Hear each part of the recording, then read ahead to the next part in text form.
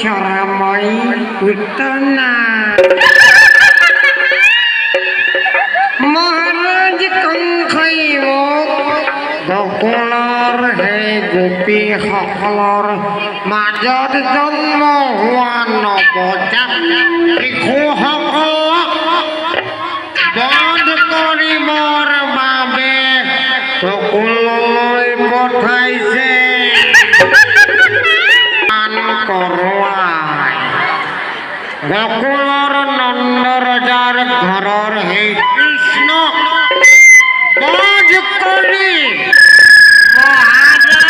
কংসৰ মনৰ কামনা পূৰণ কৰিব লাগিব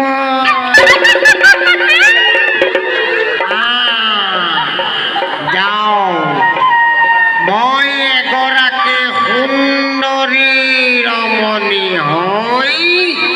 নন্দ ৰজাৰ ঘৰত প্ৰৱেশ কৰোঁগৈ